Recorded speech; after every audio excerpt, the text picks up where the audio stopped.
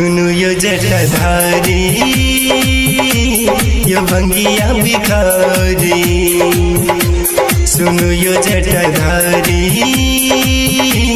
यो भंगिया भिखारी। एलो आई के शरण कनि खोलु नयन दिया दर्शन शिव त्रिपुरारी। सुनु यो जटाधारी यो भंगिया भिखारी। सुनु यो जटाधारी यो भंगिया भिखारी।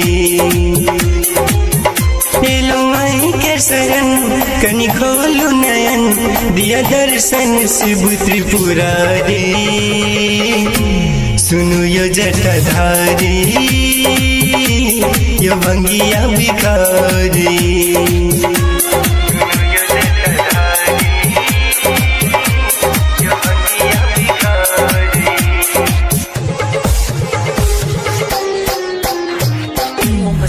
त्रिभुवन पति छी हे शंभु सब हक कल्याण करे छियो।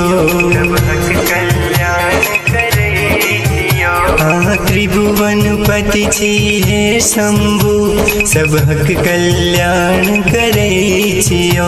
हमरा सो अधर्म की भेल प्रभु ये हमरा एना बिसरे छियो।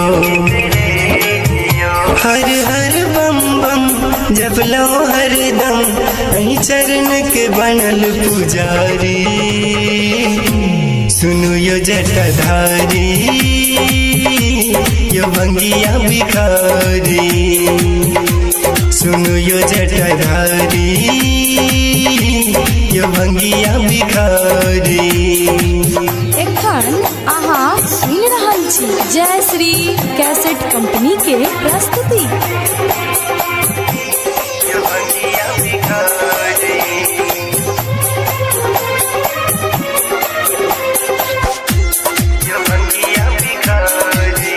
काशी के वासी छी अहाँ कहबै छी अनाथक नाथियो।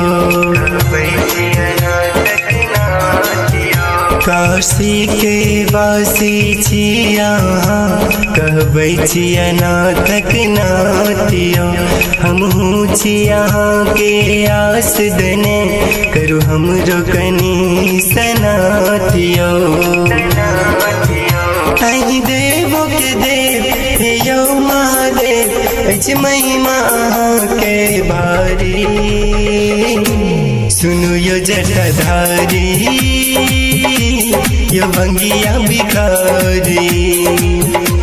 सुनु यो जटाधारी यो भंगिया भिखारी।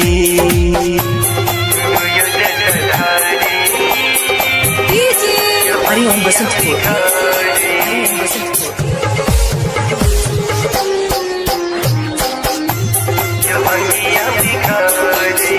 बैसल शैलेंद्र चरण गहने दर्शन ले नैन पियास लियो। बैसल शैलेंद्र चरण गहने दर्शन ले नैन पियास लियो। अज्ञानी बनी भटकी जग में किस्मत के कहन अभागल हम। भक्ति में मगन देखो नीतीश के संग त्रिपुरारी गवैया नचारी।